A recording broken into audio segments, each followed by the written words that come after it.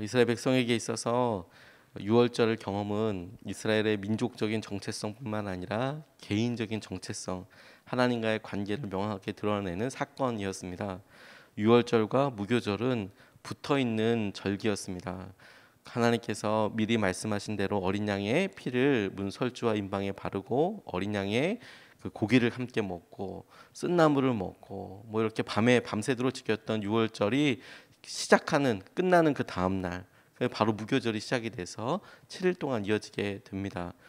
그들이 밤새도록 있었던 하나님의 인도하심, 그리고 하나님께서 재앙처럼 맞배를 치셨을 때에 이스라엘 사람들은 한 명도 죽지 않았지요. 그리고 바로가 내보내게 됩니다. 그 내보내게 될 때 그들이 발교하지 않은, 충분히 부풀지 않은 그런 반죽을 가지고 나가게 되는데, 생각을 해보면 바로 그때부터 나가서 편안하던 자기의 부엌, 자기가 거하던 집이 아니라 반죽만 가지고 나가서 야영 생활이 시작이 되는 셈입니다. 그렇게 나가서 하루하루 먹어야 될 것을 고민하면서 이집트에서 약속의 땅 가나안 쪽으로 향하고 있는 그 길을 한번 떠올려 보십시오. 우리가 캠핑을 가고 또 뭐 요즘 차박이 유행이라고 하는데, 그렇게 밖에서 나가서 생활을 하려고 하더라도 사 먹고 준비되어 있는 식당에 가는 게 아니라면 굉장히 부산해지고, 그리고 음식도 굉장히 즉흥적으로 혹은 대충 먹을 수밖에 없는 상황이 되겠지요. 집에서는 아무래도 뭐 익숙하고 편안한 것들이 다 있으니까 차려 먹고 만들어 먹고 할 수 있지만, 캠핑을 나가면 뭐 있는 것대로 준비된 대로 있는 것으로 그냥 먹을 수밖에 없는 상황이 되겠지요. 근데 그것 자체를 지금 기억하고 기념하라라고 계속 말씀하십니다. 반복해서. 이것이 출애굽기뿐만 아니라 출애굽기에도 몇 번을 반복해서 나오고 다른 여러 구절에도 이야기하고 계시면서 그날의 의미를 계속 새겨라. 그래서 오늘 주님께서 유월절을 생각하고 무교절을 가르치고 하면서 처음 난 것, 그 처음 난 것은 유월절 때 모든 이집트에 있었던 맏아들 혹은 맏배, 첫 번째 처음 난 것을 죽이셨던 것을 잘 생각하고 그것이 어떤 의미인지를 기억하라 라고 말씀하시는 것에서 하나님께서 우리에게 오늘 도전하시는 것을 같이 붙잡고 싶습니다. 첫 번째로 오늘 본문 말씀에서 우리가 처음 난 것이라고 이야기하면서 처음 난 것은 다 주님의 것이라고 하나님께서 말씀하시는 것을 우리가 붙잡고 싶어요. 처음 난 것은 다 주님의 것이다.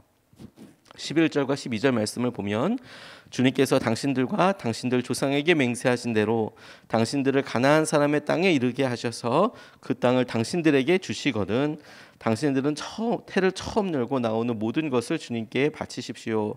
그리고 당신들이 기르는 짐승이 처음 나온 수컷은 다 주님의 것입니다 라고 그렇게 이야기합니다. 이집트에서 10가지 재앙이 있었어요. 그 재앙이 있을 때마다 이스라엘 백성들이 할 수 있는 것은 아무것도 없었습니다. 하나님께서 이런 일이 있을 거다 혹은 모세에게 아론에게 이렇게 해라 라는 것에 맞춰서 하나씩 기가 막힌 뭐 어떻게 해볼 수 없는 불가항력의 일들이 막 생기기 시작했습니다. 그 과정을 하나하나 겪으면서 하나님께서 다 주권적으로 그 일들을 이루셨어요. 이집트 사람들이 그렇게 그냥 맥없이 당했던 것뿐만 아니라 이스라엘 사람들도 똑같은 지역과 똑같은 상황이라면 어떻게 할 수 없을 만큼 그렇게 되었지만 하나님께서 기가 막히게 이스라엘 백성들이 거했던 곳은 이렇게 비워두시고 그런 걸 이스라엘 백성들이 뭐 할 수 있는 것은 전혀 없었다라는 얘기입니다. 하나님께서 주권적으로 그런 엄청난 재앙과 그 재앙 가운데서도 이스라엘 백성들을 보호하시고 지키셨던 것이죠. 근데 마지막 10번째 재앙, 맏아들이 죽는 그 죽게 되는 재앙 역시 하나님께서 미리 말씀하셔서 어린 양을 준비하고 그 어린 양의 피를 설주와 임방에 발라서 이곳이 하나님의 말씀대로 사는 사람들이 거하는 곳이라는 표식처럼 그걸 바르게 하셨어요. 하지만 그날 일어났던 엄청난 일에 비하면 피를 바르고 그날 고기를 먹은 것이 뭐 엄청난 대단한 일이라고 보기에는 어렵습니다. 그것을 하기 위해서 뭐 머리를 과학적인 뭘 해서 뭐라고 이런 게 아니라 하나님께서 이루시고자 하시는 일에 우리는 그야말로 믿음의 표현, 고백이라고 할 만한 일들을 하나님께서 원하셨어요. 그 일을 보고 주님께서 넘어가 주신 것이지 그 일이 결정적으로 안전하게 되고 어떤 보호받는 행동임을 나타내는 것은 아닙니다. 하나님이 약속하셨기 때문에 그 일이 의미 있게 다가가는 것이죠. 이 사실을 꼭 기억해야 합니다. 처음 난 것을 볼 때마다 그러므로 그날 천사들이 보고 넘어가면서 이집트 사람들과는 다르게 이스라엘 백성들에게 아무런 슬픔이 없고, 그리고 장자들이 살았던 것을 기억하면서 그 처음 난 것을 볼 때마다 주님을 떠올리라라고 말씀하시는 거예요. 처음 난 것은 내 것이다, 주님 것이다 라고 이야기하시는 이유는 처음 본 그것, 그 아들, 그 자녀, 그것을 볼 때마다 하나님께서 이루신 일뿐만 아니라 이게 하나님 것인 것을 기억해라. 맏아들이 처음 난 것이 주님의 것이라는 사실을 통해서 우리가 인정하게 되는 것은 생명을 주관하시는 분이 하나님이시라는 것을 기억할 수밖에 없고, 또 하나 하나님이 책임지신다는 것을 고백하면서 살게 되는 거예요. 우리가 가장 사랑하고 처음 봤던 것, 그것이 주님의 것이다라고 생각하는 것은, 그래, 이 생명이 다 주님의 것이고 뿐만 아니라 하나님께서 책임져 주시는 것이지, 우리가 그 사실을 놓치고 살면 우리의 욕심과 우리의 마음에 휩쓸려서 어느 순간에 가장 후회하고 어려운 일, 혹은 우리가 보기에 아주 사소한 일처럼 생기는 일이 사람들이 보기에는 하나님 보시기에 너무 허망한 일처럼 그 일에 매어 달려서 묶여서 살아가게 됩니다. 그게 뭐 중요할까 나중에 분명히 후회하게 될 텐데, 그런데 그 순간에는 그걸 모르게 되는 것이죠. 거기서 벗어나올 수 있는 방법은 처음 나온 것 통해서 하나님이 이 모든 것을 주관하시고 인도하시는 분이신 것을 계속 기억해라, 계속 보아라, 이렇게 하셔. 저희들이 자녀를 키워도 첫째 아이에 대해서 특별한 마음이 이렇게 생깁니다. 왜냐하면 첫 정이라고 하잖아요. 처음 만났을 때 그 처음 태어나고 그 아이가 자라고 이런 모습을 보면서 얼마나 사랑스럽습니까? 처음으로 주었던 마음, 익숙하진 않고 처음 겪는 일이지만 그래서 그 하나하나가 다 의미 있고 다 우리에게 소중한 추억과 심지어 자랑거리가 되죠. 근데 주님은 우리에게 그 사랑스럽고 그 아름다운 것들을 하나님께서 주신 것이고, 하나님께서 허락하신 것뿐만 아니라 책임져 주신다는 것을 항상 기억해야 할 것이다 라고 계속 이야기하시는 거예요. 그게 주님께서 주시는 은혜이고 주님께서 우리에게 허락하신 것을 놀랍게 누리는 축복이 되는 겁니다. 카쇼기라는 사람이 있었답니다. 엄청나게 부자였답니다. 이미 40억 달러 정도면 뭐 한 5조 정도 되겠나요? 그 정도 되는 돈을 가지고 있었다고 하니, 뭐 사실 저는 그렇게 많은 액수가 커지면 그게 얼만큼인지 실제 잘 느껴지지 않는 것 같아요. 뭐 몇 천억이다, 뭐 몇 조다, 뭐 이렇게 얘기하면 그게 뭐 도대체 얼마나 부자인 거야? 잘 이렇게 느낌이 안 와요. 근데 엄청 부자일 것 같습니다. 제가 생각하는 그런 많은 부자들 중에서도 더 많이 부자이겠구나. 그런데 뭐 세대 자가용 제트기가 있을 정도였대요. 그거 참 대단해 보이긴 하네요. 그러고 보니까. 그런데 그렇게 큰 소유가 있었음에도 불구하고 왜 이 사람이 사람들에게 회자되고 사람들이 기억할 만한 일로 기억이 되냐면, 당시에 아라비아의 망난이라고 할 만한 리비아의 독재자 카다피라는 사람에게 딸을 시집 보냈다는 겁니다. 뭐 그럴 수도 있지라고 싶지만 그 이유가 나중에 밝혀진 이유가 아마 그런 이유일 거라고 생각돼서 사람들이 이야기하는 이유가 너무 안타까웠어요. 뭐냐면 이 카쇼기라는 사람이 하루에 10만 배럴의 석유를 배럴당 시가보다 3달러, 3,000원 정도 싼 값으로 사는 대가로 자신의 딸을 카다피 대령과 결혼시켰다.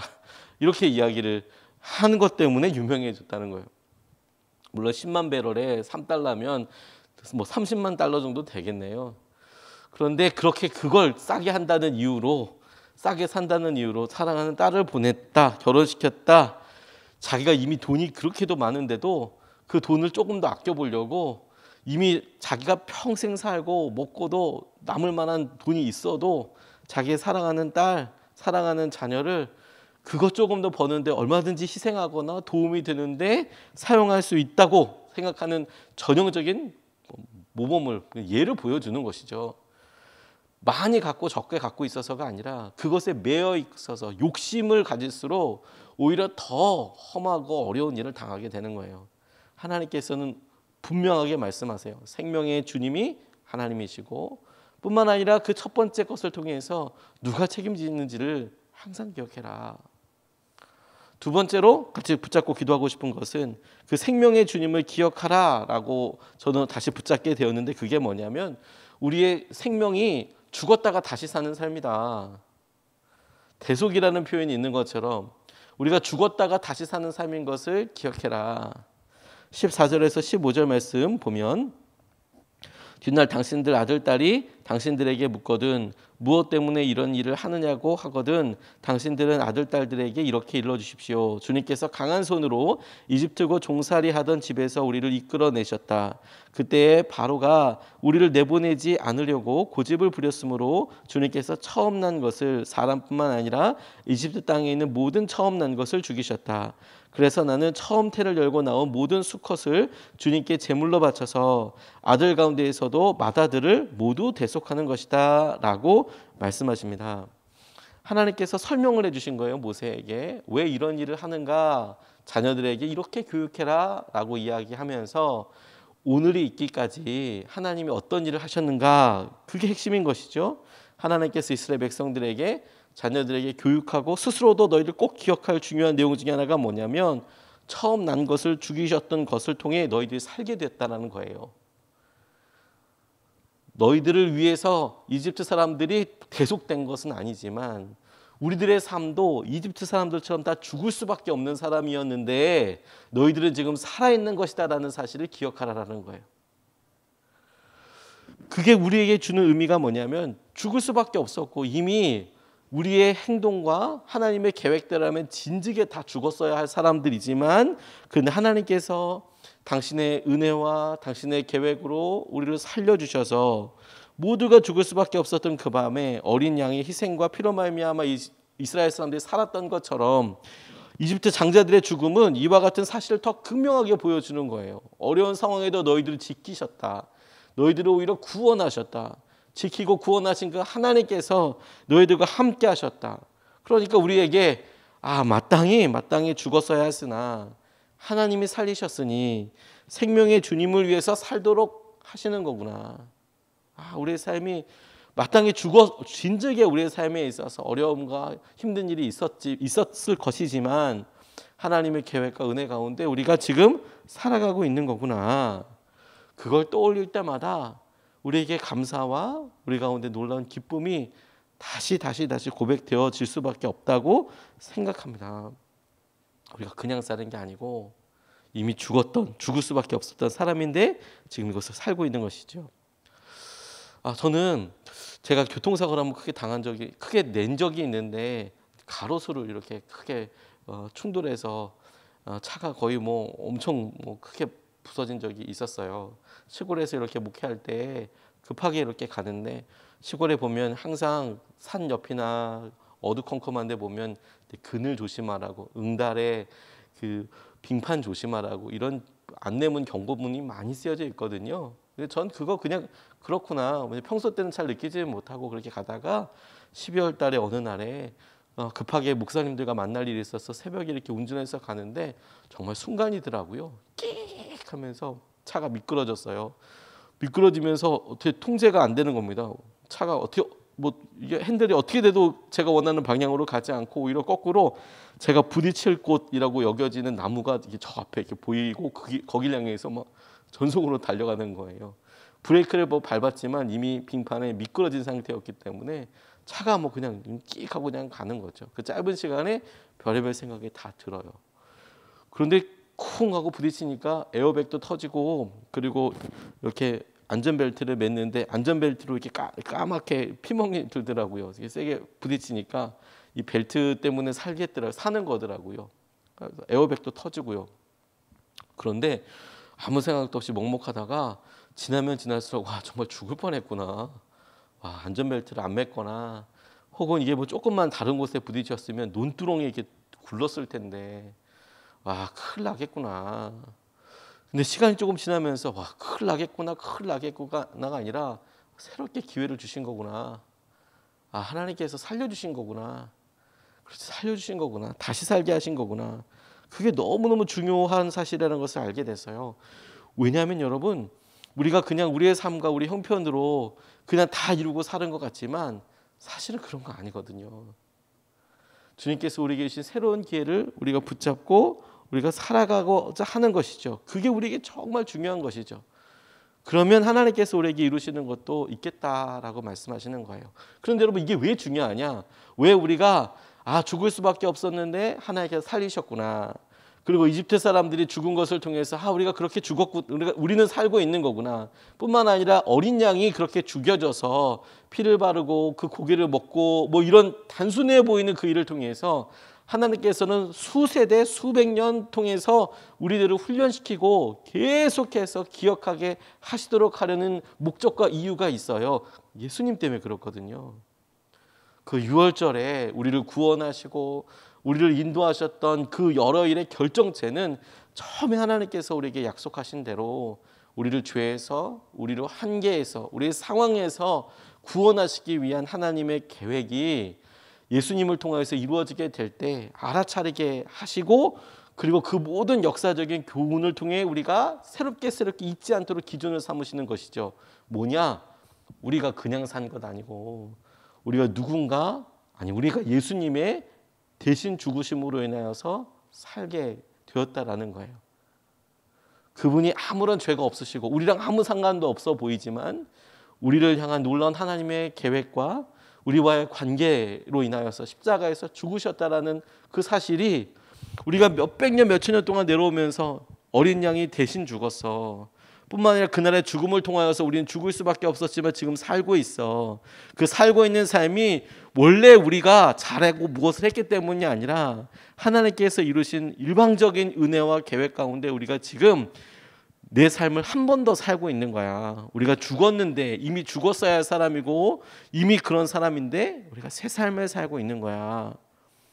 그게 주님께서 우리에게 말씀하신 겁니다. 우리는 죄에 대해서 극복하고 이길 수 있는 방법이 없습니다. 무너지고 넘어지고 우리 안에 있는 분노와 용서하지 못함과 적개심이 여전히 우리를 힘들게 하고 어렵게 하는 것 때문에 우리가 고통스러워해요. 스스로 이길 수 있는 방법이 없어요. 그런데 여러분, 그렇기 때문에 우리에게 십자가가 있는 것이죠. 우리에게 이길 수 있는 힘이 없어서 끝나는 게 아니라 그렇게 끝날 수밖에 없고 고통스러울 수밖에 없고 이집트에서 종으로 살 수밖에 없는 그런 상황이지만 붙잡아 내셔서 그 모든 일을 통하여 설명하시고 이루실 때 우리에게 보여주신 것은 우리는 그럴 수밖에 없는 존재였지만 예수님을 통해서 우리가 예수님이 누려야 될 삶과 생명을 대신 누리고 있는 거예요. 그게 오늘 우리에게 주님께서 주신 놀라운 은혜고 기쁨이라고 싶어요. 우리가 오늘도 주님께서 주신 은혜를 생각할 때 그렇습니다. 주님, 우리가 주님 안에 이미 죽었습니다. 주님이 계획 가운데 우리 가운데 나타나신 은혜로 우리가 대신 삽니다. 우리가 죽었지만 죽었다가 다시 사는 삶을 삽니다.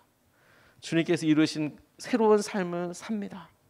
그게 우리에게 주님께서 주시는 새로운 방향, 놀라운 주님의 도전이라고 싶어요. 처음 난 것은 다 주님의 것이다.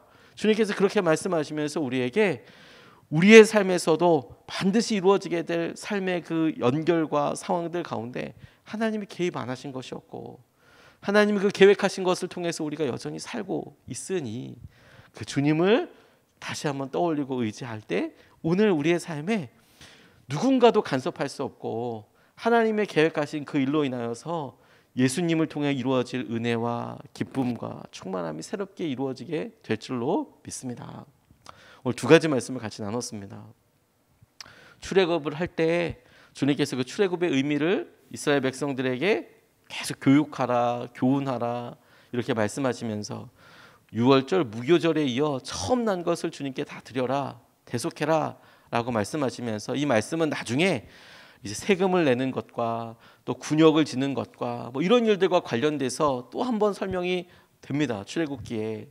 그런데 오늘 모세가 하나님께로부터 들은 이 말을 통해서 우리가 붙잡고 싶은 것이 처음 난 것이 다 주님의 것이다. 우리에게 가장 소중하고 하나님께서 주신 이것은 주님의 것이다. 그걸 통해서 하나님의 생명을 책임져 주시지. 하나님께서 우리의 생명이나 모든 것들을 인도해 주시지, 책임져 주시지. 처음 난 것은 원래 내 게 아니지. 주님의 것이지. 이 크고 소중하고 의미 있는 것이 주님이 책임져 주셔야 되는 것이지. 그거 한 가지. 두 번째, 생명의 주님이시더라. 우리가 죽었다가 다시 사는 삶을 삽니다. 죽을 수밖에 없는 존재였지만 오늘 새롭게 사는 삶입니다. 오늘 하루가 우리의 계획 가운데, 우리의 생각 가운데, 예상 가운데 얼마나 힘들까 혹시 이렇게 생각되더라도 오늘은 주님께서 우리가 어젯밤에 죽었고 오늘 새롭게 사는 새로운 삶을 허락하신 거예요. 죽었다가 다시 사는 삶입니다. 누군가의 죽음, 아니 우리에게는 예수님의 죽음을 통해서 새롭게 얻은 하루입니다. 이것을 우리가 기억하고 주님의 생명으로 함께 사는 삶이 되었으면 좋겠습니다. 붙잡고 두 번 나눠서 기도하겠습니다. 첫 번째, 생사화복을 주관하시는 하나님, 선하신 당신의 뜻을 이루소서라고 기도하고 싶습니다. 처음 난 것이 다 주님의 것이에요. 우리에게 가장 소중하고 가장 의미 있는 것들이 주님의 것입니다. 모든 생사화복을 주님이 주관하십니다. 책임져 주십니다. 주님께서 우리의 삶에 선하신 주님의 뜻을 이루어 주시고 주님께서 하시는 인도하심 우리가 누리게 하여 주십시오. 우리가 첫 번째로 같이 함께 기도하시겠습니다. 아버지 하나님 감사합니다. 주님께서 우리